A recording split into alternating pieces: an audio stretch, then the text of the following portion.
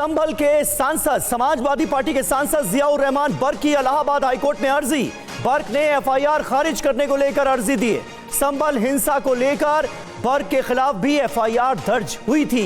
सांसद पर हिंसा भड़काने का केस दर्ज किया गया था और अब इसे खारिज करने को लेकर अर्जी दी गई है जियाउर रहमान बर्क की तरफ से इलाहाबाद हाईकोर्ट में।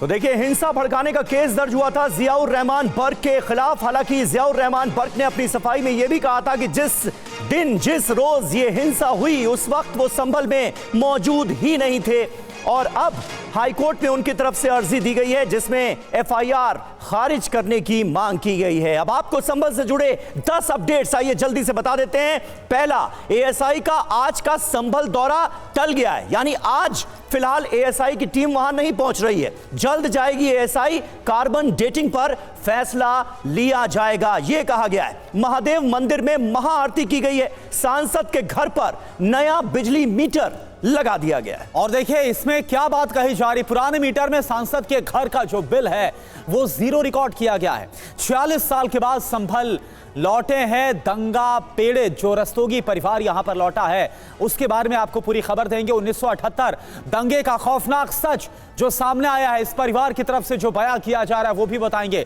इसके अलावा मस्जिद के पास कुएं की जो खुदाई है वो भी शुरू की गई है। जी हां, अब तक 1 मंदिर और 3 कुओं का खुलासा हुआ है। गणेश, कार्तिकेय और मां पार्वती की मूर्तियां यहां से मिली हैं। और एक अहम खबर इस वक्त आपको बता दें, संभल में मिले मंदिरों का एएसआई सर्वे होगा, लेकिन आज संभल नहीं जा रही है एएसआई की team. Archaeological survey of India की टीम को यहां पर पहुंचना है क्योंकि डीएम की तरफ से एक लेटर लिखा गया था एएसआई को और कहा गया था कि ये जो कुआं मिला है, ये जो मंदिर मिला है, इसकी कार्बन डेटिंग करके ये पता चलाया जाए कि आखिर ये मंदिर, ये कुआं कितना पुराना है। फिलहाल 1-2 दिन बाद संभल जा सकती है एएसआई की टीम, ये जानकारी मिल रही है। टीम के परिवार में मौत की वजह से यह दौरा टला है। 1-2 दिन बाद संभल जा सकती है एएसआई की टीम और मंदिर में मिली मूर्तियों की कार्बन डेटिंग संभव है।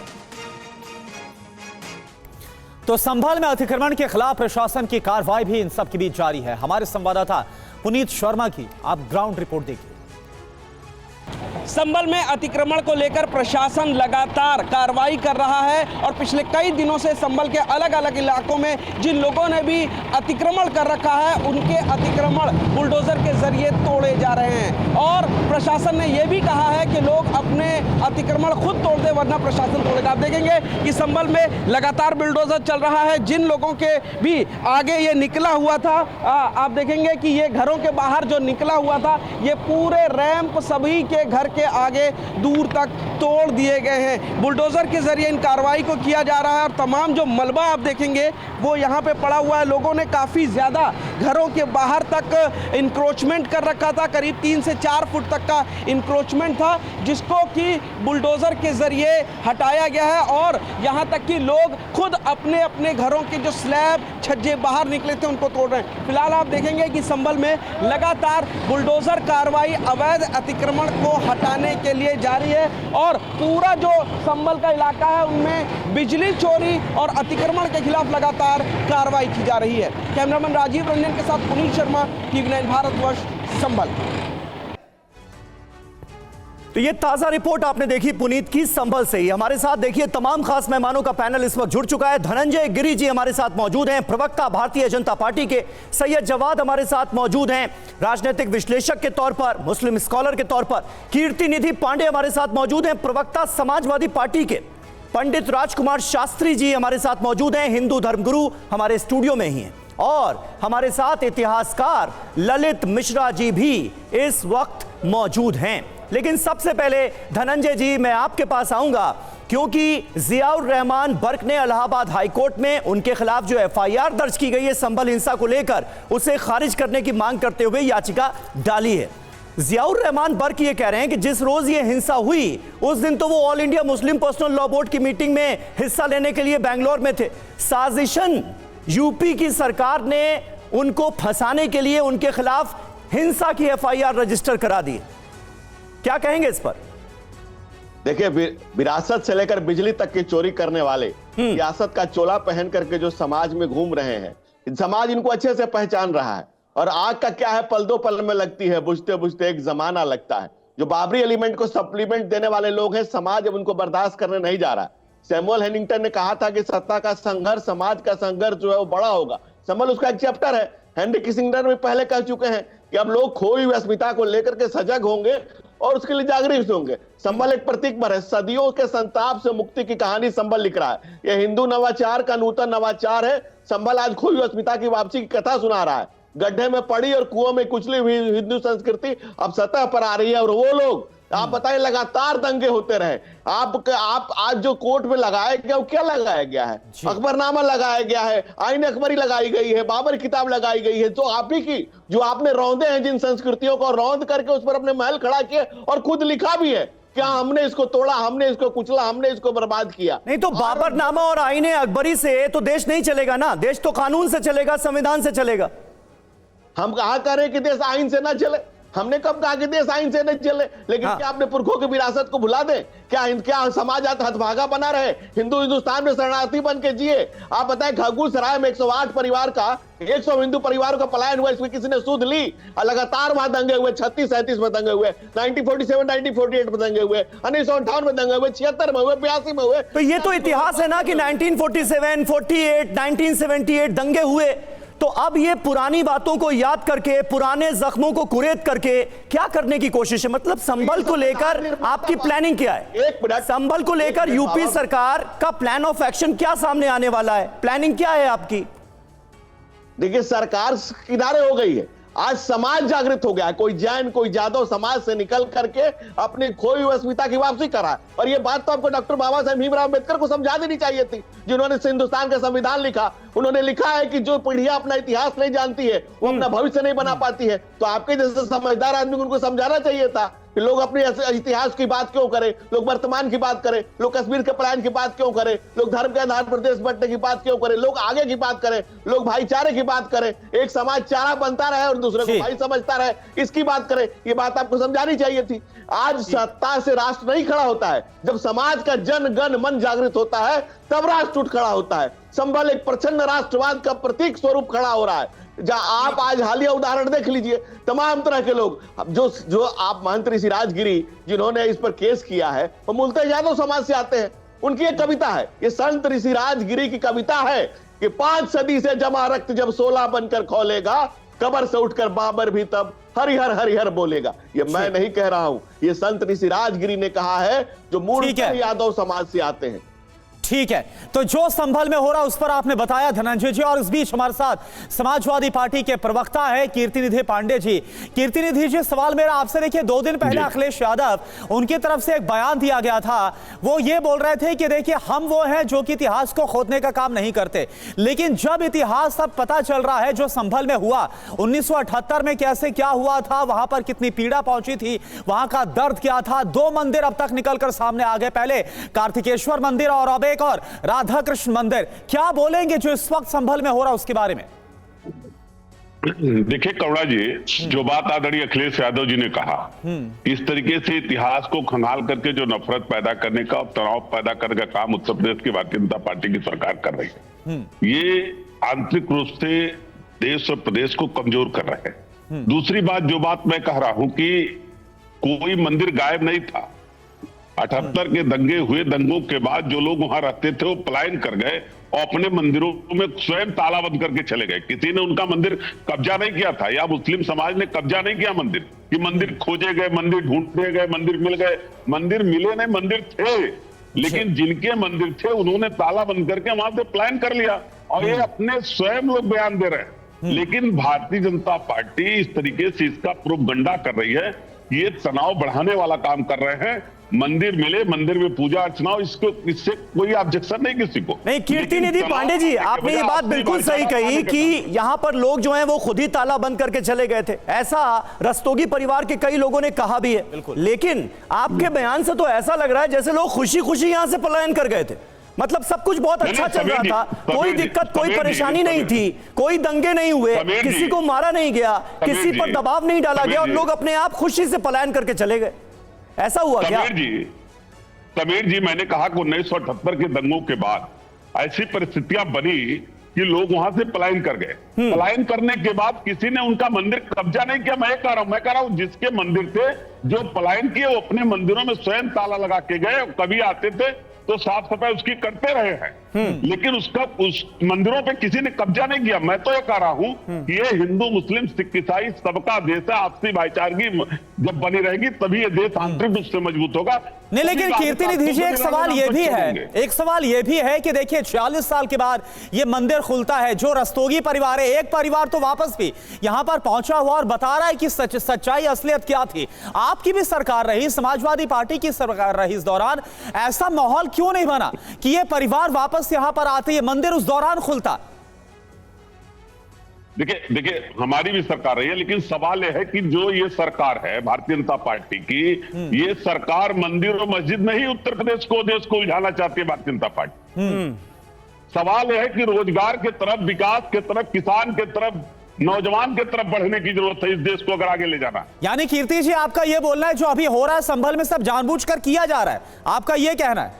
ये बिल्कुल कहीं न कहीं ये भारतीय जनता पार्टी साजिशन माहौल खराब करना चाहती है और इस पूरे राजनीतिक घटनाक्रम को हिंदू मुस्लिम की तरफ ले जाना चाहती है। शास्त्री जी, जो कुछ भी हुआ संभल में वो हमारी आंखों के सामने है। अब मंदिर मिलता है 46 साल बाद, कहा जा रहा है उसके ताले खुले हैं। कुछ लोग ये दावा कर रहे हैं कि भाई वो 2002 में भी आए, 2006 में भी आए, मंदिर खोला और फिर उसके बाद दर्शन करके वापस ताला लगाकर चले गए। अब इतने साल बाद फिर मंदिर खुला है। इसमें जो चीजें सामने आ रही हैं वो एक तरफ है, जांच होनी चाहिए कि ये मंदिर कितना पुराना है, कार्बन डेटिंग हो जाएगी, ऐसा ही बता देगी। लेकिन इसको लेकर जो माहौल बनाया जा रहा है, जिस तरह से इस मामले को लेकर हिंदू मुस्लिम किया जा रहा है, वो कहां तक जायज है? जो इस मुद्दे को लेकर राजनीति हो रही है वो कहां तक जायज है? आप हिंदू धर्मगुरु के तौर पर इसे कैसे देखते हैं? देखिए समीर जी, आप ये समझिए कि ये संभल है क्या चीज। भगवान के 24 अवतारों का वर्णन श्रीमद् भागवत में किया है और भगवान का जो अंतिम कलयुग का अवतार है वो कल्कि अवतार है और कल्कि अवतार इसी संभल स्थान में होने का संकेत पुराणों में मिल रहा है। आप यह देखिए कि भगवान का जो कल्कि, जैसे भगवान राम का अयोध्या में अवतार हुआ, भगवान कृष्ण जी का मथुरा में अवतार हुआ, कल्कि अवतार जो भगवान का कलयुग में एक ही अवतार है भगवान के। अन्य युगों में चतुर्व्यूह अवतारों का वर्णन है, सतयुग में, त्रेता में, द्वापर में, लेकिन कलयुग में भगवान का एक ही अवतार है और वह अवतार संभल में होगा। इसलिए भगवान के कल्कि अवतार का यह मूल स्थान है। यहाँ से भगवान जो अधर्मी हैं, पापी हैं, उनको नष्ट करते हुए, अधर्म का नाश करते हुए, धर्म की स्थापना करते हुए पूरी पृथ्वी पर भ्रमण करेंगे। यह पुराणों में पहले से ही उल्लेख है। ठीक है, अब वह समय मुझे आता हुआ दिखाई पड़ रहा है, क्योंकि जिस प्रकार से देखिए, मैं केवल हिंदू और धर्म की बात करता हूं। मोहम्मद साहब ने भी, जो पैगंबर साहब मोहम्मद जी थे, उनका भी जो उपदेश है मुसलमानों को, मुसलमान उस उपदेश से भी हट चुके हैं। उनका उपदेश है कि भाईचारे के साथ में और परस्पर सौहार्द पूर्वक अपने जीवन को व्यतीत करो, किसी की संपत्ति का हनन नहीं करना, किसी के धन का हनन नहीं करना, और जब तक तुम्हारे पास में पूरे सबूत साक्ष्य ना हो तब तक आपने किसी की संपत्ति को अपने अधिकार में नहीं लेना। लेकिन मुसलमान अपने उस मोहम्मद साहब के उपदेश से, उनके द्वारा दिए गए संदेश को भूल करके, और उन्होंने अपना किसी ने सब संपत्ति पर कब्जा कर लिया। यहाँ पर तो उस मंदिर पर किसी ने कब्जा नहीं किया भाई, नहीं, ताला बस बंद था। हाँ, ये जरूर जानकारी सामने आई है कि आसपास कुछ एनक्रोचमेंट हो गए, जिसे अब हटाया जाए। मैं आपको कह रहा हूं, मंदिर पर कब्जा नहीं किया। हाँ। लेकिन 1978 में 80% वहां हिंदू थे, जो कि आज 20% रह गए। अपने पूर्वजों की सारी संपत्ति मकान इत्यादि को छोड़ करके जो वर्षों वर्षों से वहां निवास कर रहे थे, इतनी आसानी से सुखी सुखी उस स्थान को छोड़ करके अन्यत्र पलायन कर गए। यह निश्चित रूप से शास्त्री जी, जो 1978 में हुआ वो वाकई में जो कुछ हुआ वो तो हम बयां कर रहे हैं और किस तरह से वहां पर दंगे हुए या क्या हुआ था, लेकिन जो आखिरी परिवार, एक सच ये भी है क्योंकि हर एक बात रखनी चाहिए, एक सच ये भी है कि 2012 में जो आखिरी हिंदू परिवार वहां से रस्तोगी परिवार गया था, उसकी तरफ से खुद कहा गया कि वो अपनी मनमर्जी से गए थे। ऐसा नहीं है कि वहां पर रहते उन्हें कोई डर था या किसी तरह कोई भय था, वो खुद गए थे। देखिए, वहां 180 हिंदुओं की हत्या 1978 से पहले भी वहां पर अनेक प्रकार के दंगे होते रहे हैं, लेकिन 1978 का जो दंगा हुआ वह निश्चित रूप से याद रखने लायक है। और इस प्रकार से भारतीय जनता पार्टी के प्रवक्ता ने बहुत अच्छी बात कही कि जो अपनी संस्कृति को भूल जाते हैं, अपने संस्कारों को भूल जाते हैं, ना वो समाज आगे बढ़ता है और ना वो देश आगे बढ़ता है, ना वो परिवार आगे बढ़ता है, समाप्ति होने लग जाती है। इसलिए आप ये बोल करके कि व्यापार चाहिए, दुकान चाहिए, युवाओं को नौकरी चाहिए, इन बातों को ले करके और आप अपने पुराने इतिहास को भूलते जाएं, केवल अपना पेट भरने के लिए, उधर भरने के लिए, यह राजनीति के अलावा और कोई उल्टी सीधी बयान। बिल्कुल आपने सही बात कही कि हमें अपने इतिहास को याद रखना चाहिए, उसे भूलना नहीं चाहिए, क्योंकि इतिहास में जो गलतियां हुई हैं उससे सबक लेना भी इतिहास पढ़ने पढ़ाने का एक मकसद होता है। लेकिन क्या वो सबक संभल में लिया जा रहा है? पुनीत, ये जरा हमें बताइए, क्योंकि 1978 के दंगों की याद दिलाकर एक तो यह है कि आपस में और ज्यादा डिवाइड बढ़ाओ, दूसरा यह है सबक कि ऐसी गलतियां दोबारा ना हो जिससे डिवाइड इतना बढ़े, इसके लिए कोशिशें की जाएं। तो संभल में एक्चुअली होता हुआ क्या नजर आ रहा है? देखिए, प्रशासन लगातार यही कोशिश कर रहा है कि संभल में सांप्रदायिक सौहार्द पूरी तरीके से बना रहे, लेकिन जिस तरीके से 24 नवंबर को हिंसा हुई, हिंसा में 4 लोगों की मौत हुई, उसके बाद पुलिस ने कई एफआईआर दर्ज की हैं, जिसमें स्थानीय सांसद का भी नाम, जियाउर रहमान बर्क का भी नाम उसमें पहले आरोपी के तौर पर दर्ज किया गया है। अब कहीं ना कहीं सांसद साहब को भी गिरफ्तारी का डर सता रहा और इसीलिए उन्होंने हाईकोर्ट में अपनी याचिका भी दाखिल किया कि उनकी गिरफ्तारी पर रोक लगे और जो मुकदमा है वो राजनीति से प्रेरित है उसको खारिज किया जाए। तो फिलहाल प्रशासन कोशिश कर रहा है संभल में कि जो शांति व्यवस्था है वो कायम रहे और यही वजह है कि संभल में घुसने वाली जो तमाम सीमा है वहां पर बैरिकेड किए गए हैं। बाहर से आने वाले लोगों के आधार कार्ड चेक करके अंदर आने दिया जा रहा है, क्योंकि ये भी कहा जा रहा है कि जो संभल में पत्थरबाजी हुई थी उसमें आसपास के जिलों से भी लोगों को बुलाया गया था। अच्छा, पुनीत, और ये सुनियोजित हिंसा थी। पुनीत, एक बात बताइए, आपसे जानना चाहूंगा, एक बात बताइए, जिस तरह से वहां पर एक के बाद एक 2 मंदिर मिले हैं, जो हिंदू समाज उसमें काफी उत्साह है, पूजा अर्चना के लिए पहुंच रहे, वहां पर भीड़ लग रही है, लेकिन मुस्लिम समाज क्योंकि बड़ी संख्या में वो है, ये जो वहां पर हो रहा है उस पर मुस्लिम समाज क्या सोच रहे हैं, जरा ये भी एक पहलू बता दीजिए।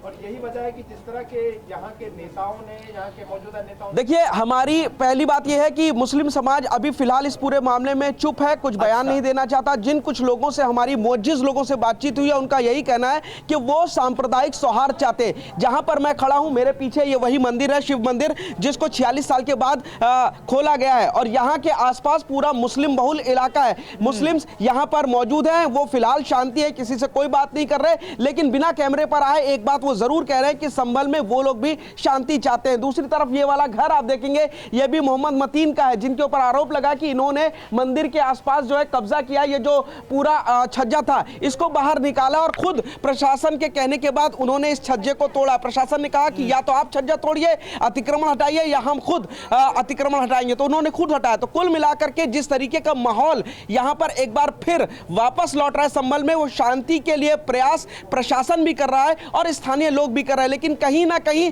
तनाव की स्थिति मैं कहूंगा कि बरकरार जरूर है अभी भी। ठीक है, यानी कि जो प्रशासन है वो भी पूरी तरह से कोशिश कर रहा है कि शांति और सौहार्द बना रहे और जो वहां पर दोनों पक्ष के लोग हैं वो भी इसी कोशिश में ताकि शांति वहां पर कायम रहे। आप बने रहिए हमारे साथ, एक बड़ी खबर आपको बता रहे, संभल का पीड़ित रस्तोगी परिवार वापस लौटा है। 46 साल के बाद मुरादाबाद से लौटा है परिवार।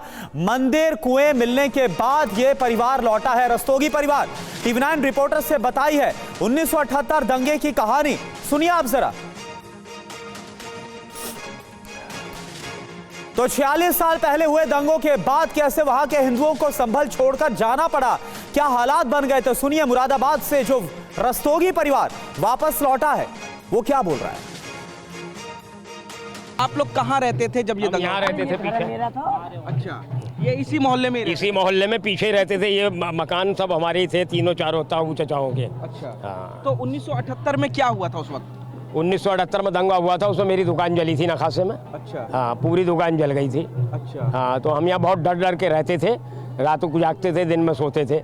फिर 1979 में हम छोड़ कर ठेर पे पहुँच गए सोनारो गली में। जब दंगा हुआ तो आप लोगों ने अपना परिवार कैसे बचाया, क्या माहौल था उस वक्त, क्या उस मंजर? वक्त माहौल तो बहुत गर्म था, दंगा हो रहा था, दुकानें जल रही थी, दंगे हो रहे थे, बस हम घर में चुपचाप पड़े रहे डर की वजह से। अच्छा, कोई फोटो वगैरह कोई है आपके पास दिखाने के लिए जो दुकान नखासे में थी जो जल गई थी? उन्हें बच्चे चलते हो गया, फोटो खींचते रह गए, खिंचवाते रहे। ये दुकान का फोटो है। ये दुकान थी, ताला बाहर से बंद कर दिया। ये यहाँ पर बैठे, यहाँ पर इस तरीके से कि किस तरीके से दुकान जली है। तो ये बताइए, आप अपना घर उसी तरीके से छोड़कर चले गए थे क्या? आप कब गए? नहीं, ताला मार के चले गए हम, फिर यहाँ किराएदार रख दिया था हमने। अच्छा। और आइए चर्चा को आगे बढ़ाएं, उससे पहले कुछ और पीड़ितों और चश्मदीदों के बयान भी आपको सुनवाते हैं। ऊपर उसमें कई लोग मारे गए। तो क्या था, कमरा किस तरीके से था, कैसे, कहाँ ये ऊपर था कमरा, ऊपर जीना था। अच्छा। अब तो घर बदल गया सब यहाँ की। उसके बाद क्या हुआ, कितने लोगों को निकाला गया, कहाँ पे मारा गया? करीब 20-25 लोगों को मारा गया। अच्छा। कुछ बच गए 4-5 लोग। अच्छा, जो कमरे में ऊपर छुपे रह गए। हाँ हाँ। तो बताते हैं कि 24 लोगों को इस फड़ से निकाला गया था, यहाँ पे मारा गया और उसके बाद उनको जला भी दिया गया था। जला दिया, जिंदा जला दिया। मुकेश रस्तोगी जी, सन 1978 में आप यहीं रहते थे? हाँ, सन 1976-78 में यहीं रहते थे। सन 1976-78 में जब बलवे हुए, मारकाट हुई, तो उसके डर से हमको प्लान करना पड़ गया। कितना परिवार यहाँ पे लोग रहते थे आप लोग? 150-200 लोग रहते थे। 150-200 लोग हाँ। रहते थे। अच्छा, 1978 की पहले कहानी क्या है ये बताइए, किस तरीके से दंगे हुए? 1978 से पहले तो 76 से पहले तो सही रहते थे। जब पहली बार दंगा हुआ तो नखासा में एक फड़ है उनका, बनवारी लाल जी का, तो वहाँ पर एक बनवारी लाल मामा जी रहते थे, उनको वहाँ पर मार काट जलाकर मार दिया गया। उसकी डर की वजह से सब लोगों ने यहाँ से प्लान करना शुरू कर दिया। सारे हमारे धार्मिक परंपराएं वहीं निपटी थी, उसी मोहल्ले में, उसी कुएं पर, उसी मंदिर में। लेकिन 78 के बाद चूँकि हम लोग सब चले आए और इस भय से चले आए कि वहाँ अपना मकान भी खाली छोड़ आए हम लोग, जो बाद में धीरे धीरे घाट मिलता रहा, मकान बिकते रहे। और वहीं संभल को लेकर चल रही सियासत के बीच सांसद बर्क के पिता ममलूक उर रहमान ने क्या कहा है, ये भी सुनना बहुत जरूरी है। सुनिए आप। मंदिर का कोई भी मसला बिल्कुल कतई है ही नहीं। 46 साल मंदिर मुसलमानों के कब्जे से मतलब ये आजाद कराया गया, और वो भी सांसद के घर के पास, जबकि वो मंदिर आज भी उसी हालत में मौजूद है जिस हालत में वो लोग वहां पर जो रहते थे, 8-10 परिवार के लोग, हिंदू साहिबान, वो बेचकर गए थे अपने दूसरी जगह को। तो और चाबी भी उसके पुजारी के पास रहती है, और उसने बयान भी ये दिया है कि मैं ही इसको खोलता हूं और मैं जब कब्जा हुआ थोड़ी और मैं ही बंद करता हूं। तो फिर इसमें ये क्या कि मुसलमानों ने कब्जा क्या कर लिया? अगर मुसलमान कब्जा करते तो उसे तोड़ के घर बना लेते, मस्जिद बना लेते और कुछ कर लेते, तो उस पर कब्जा कहाँ हुआ? या भाई ये इतनी बड़ी है, ये यानी कि बलवा कराना चाह रहे हो, और ये पुलिस की इतनी गाड़ियां यहाँ से वहां तक ये लगाने का क्या मतलब है साहब? यहाँ क्या ऐसा बवंडर हो गया? और हमारे साथ सैयद जवाद भी मौजूद हैं। सैयद जवाद, किस तरह से आप देख रहे हैं, और संभल में अभी जो जानकारियां सामने आ रही हैं, जिस तरह से 1978 के दंगों में जो नाइंसाफियां एक समाज के साथ हुई उसका जिक्र हो रहा है, मकसद आपको क्या नजर आ रहा है? और आप मानेंगे कि यह काम दरअसल बहुत पहले हो जाना चाहिए था। मतलब 46 साल से कई मंदिर बंद थे, कई कुओं को ढक दिया गया था, जहां पूजा अर्चना होती थी, जहां कीर्तन होते थे, वो गलियां, वो सड़कें सूनी हो गई थी। क्या आपको इस बात का एहसास हो रहा है कि जो गलतियां अतीत में की गई हैं उनका हिसाब किताब करने की बात भले ना हो, लेकिन कम से कम उन गलतियों को माना तो जाए, ताकि आने वाले वक्त में कोई इस तरह की गलती करने की हिम्मत ना करे। ये सबक तो ले कम से कम। जी समीर भाई, बहुत बहुत शुक्रिया आपका वक्त देने के लिए। देखिए, मैं पहले तो मुस्लिम स्कॉलर नहीं हूँ, एज ए पॉलिटिकल एनालिस्ट रहता हूँ, और तो उसको प्लीज करेक्ट करवा लीजिएगा। दूसरी सबसे बड़ी बात मैं कह रहा हूँ कि संभल के ऊपर बहुत चर्चा हो रही है कि संभल के अंदर जो है 1978 के अंदर बहुत कुछ हुआ। ठीक है, इतिहास के अंदर बहुत सी जगह पे गलतियां हुई होंगी, मैं इस चीज से इनकार भी नहीं करता है, और लंबा इतिहास जो है वो दंगों का रहा है। लेकिन अभी मैं भारतीय जनता पार्टी के प्रवक्ता धनंजय गिरी साहब को सुन रहा था, वो छूटते ही जो है वो बाबर और मुगलों पर पहुंच जाते। अरे बाबर और मुगलों से यहाँ के मुसलमानों का क्या ताल्लुक है? कोई ताल्लुक नहीं। जबरदस्ती बाबरनामे का जिक्र करते हैं। और भारतीय जनता पार्टी के, मैं उस दिन तो मुझे हैरत हुई कि योगी आदित्यनाथ जी को मैं सुन रहा था, मुख्यमंत्री होते वो कह रहे हैं कि बाबरनामा पढ़ना चाहिए। अरे क्यों पढ़ना चाहिए बाबरनामा? क्या देश का संविधान नहीं पढ़ाना चाहिए? क्या देश का संविधान नहीं पढ़ना चाहिए? मुगलों से साहब को बड़ी मोहब्बत है, इसीलिए दिन रात जो है वो मुगलों को पानी पी पी करके कोसते हैं।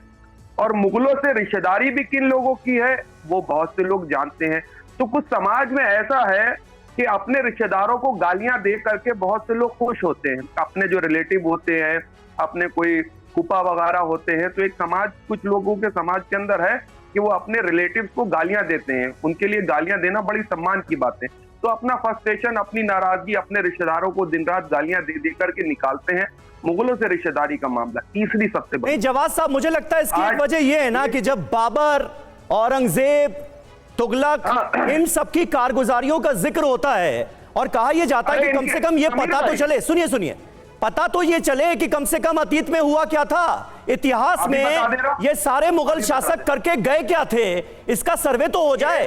तो सर्वे के खिलाफ लोग खड़े हो जाते हैं, कहते नहीं सर्वे नहीं होना चाहिए। नहीं, सुनिए, बाबर और मुगलों से बीजेपी के नेताओं की रिश्तेदारी है मुगलों से, और इसका भी डीएनए टेस्ट होना चाहिए, किसकी मुगलों के साथ रिश्तेदारी है, कौन। अरे धनंजय जी आ रहे हैं आपके पास जाकर के राजस्थान, हाँ इनको तो ऑब्जेक्शन होगा।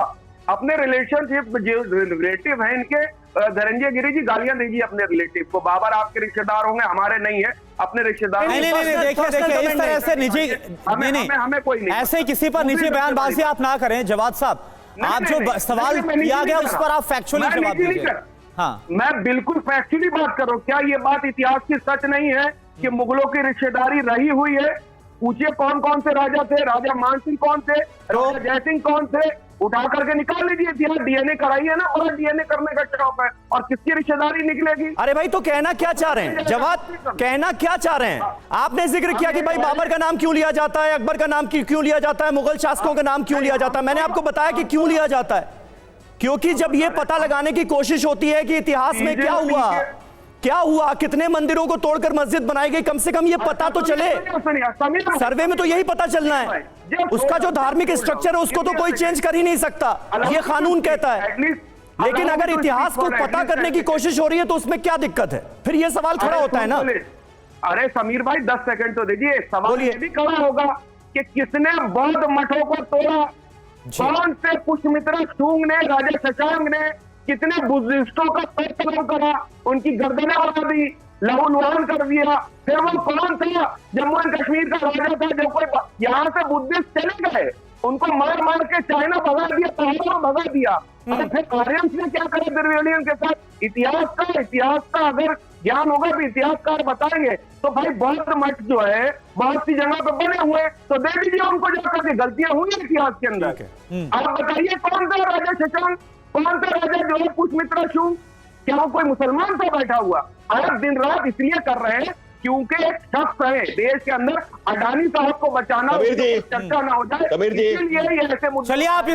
चलिए आप इस पूरे मसले को एक दूसरी तरफ लेकर जा रहे हैं। हमारे साथ इतिहासकार है, देखिए ललित मिश्रा जी हमारे साथ है। ललित मिश्रा जी, मैं आऊंगा आपके पास, लेकिन धनंजय जी को ऑब्जेक्शन है, थोड़ा सा बोला है। जवाद साहब जो आप बोल रहे हैं सुन लीजिए ना, वक्त बहुत कम है। ललित जी के पास आना है, लेकिन धनंजय जी आपका जो ऑब्जेक्शन है जल्दी आप बताइए क्या बोल रहे हैं।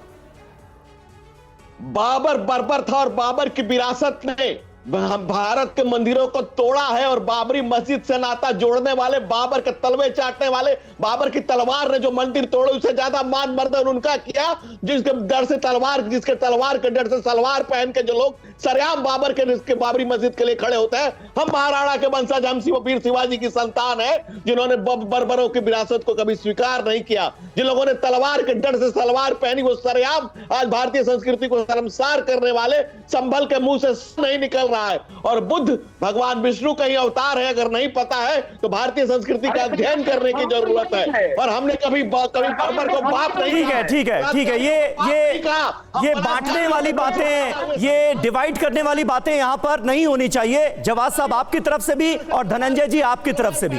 आप लोग गजब बातें करते हैं। एक तरफ आप लोग सांप्रदायिक सौहार्द की बात करते हैं और जब सवाल पूछा जाता है तो ऐसी बातें करने लगते हैं। यहाँ कोई झगड़ा थोड़ी चल रहा है दो कम्युनिटीज के बीच धनंजय जी, कोई झगड़ा नहीं चल रहा है यहाँ पर। इतिहासकार को सुनिए अब जरा, और थोड़ा सा अपने अल्फाजों पर काबू रखिए। आप दोनों लोग काबू रखिए जी। ललित मिश्रा जी, संभल का इतिहास क्या कहता है? इतिहास को लेकर इतनी बातें हो रही हैं आजकल, हर बात पर लोग लड़ने झगड़ने लगते हैं आपस में। ललित मिश्रा जी, देखिए लगभग 1 महीने से टीवी चैनल्स पर संभल की बात हो रही है और इस दौरान लगभग संभल का पूरा इतिहास कई बार डिस्कस किया जा चुका है। तो क्या है कि जब बाबर और सिकंदर लोदी और बलवान इत्यादि की चर्चा होती है तो वो एविडेंस के गिनाने के लिए होती है कि भाई ये यहाँ का मंदिर तोड़ा गया और ये हिस्टोरिकल साक्ष्य हैं। उनकी चर्चा इसलिए नहीं होती है कि कोई बाबर से या बलवान से या सिकंदर लोदी से अपनी कोई रिश्तेदारी या कोई अपना हेरिटेज जोड़ना चाहता है। प्रमाणों के संदर्भ में उनकी चर्चा होती है तो सभी लोग जान ले। दूसरी बात है कि जैसे बाबर ने लिखा बाबरनामा में कि मंदिर तोड़ा गया, तो बाबरनामा का जिक्र इसलिए होता है, इसलिए नहीं होता है कि उनसे हम आज का वर्तमान जोड़ रहे हैं। और ये ऐसा क्यों करना पड़ रहा है? क्योंकि दुर्भाग्य से जो प्लेसेस ऑफ वर्शिप एक्ट है उसमें जो नेचुरल जस्टिस है, उस नेचुरल जस्टिस के प्रोविजन को हिंदुओं को मिलने से रोक दिया गया है। उनमें ऐसी शर्तें लगा दी गई है कि सर्वे करवाइए तब जाके किसी स्ट्रक्चर का जो। ललित जी, तो ये बाबरनामा क्या किताब ये आज आई है? ये क्या 10 दिन पहले रिलीज हुई है? ये तो तब से थी। अब ये सारे विवाद एक एक करके क्यों उठ रहे हैं? हाँ, वही मैं बता रहा हूँ कि इसका कारण ये है कि यदि आजादी के बाद देखिए 1947 से लेकर 1969 तक भारत में हिंदू और मुसलमानों के बीच कोई बहुत बड़े दंगे नहीं हुए, कोई बहुत बड़ा विरोध नहीं हुआ। ये लगभग भारत में शांति थी और भारत में जो मुस्लिम लोग रह गए, मुस्लिम पॉपुलेशन, उन्होंने भारत को चुना, इसलिए वो भारत में रह गए। बिल्कुल, तो उनका जो भारतीयकरण होना था, जो उन्हें मेन स्ट्रीम में शामिल किया जाना था राष्ट्र की मुख्य धारा में, दुर्भाग्य से उसके कदम नहीं उठाए गए राजनीतिक नेताओं के द्वारा उस समय पे। और धीरे धीरे बाद में चुनाव की राजनीति जब 69 ठीक है, तो कुल मिलाकर लबोलुआब तो देखिए यही है कि इतिहास में जो गलतियां हुई हैं उससे सबक सीखने का भी वक्त है। और इतिहास कहीं ना कहीं हमें यह सबक देता भी है कि क्या नहीं करना चाहिए जो अतीत में हो गया और जिसका खामियाजा हमें भुगतना पड़ा। बहुत बहुत शुक्रिया आप सभी का।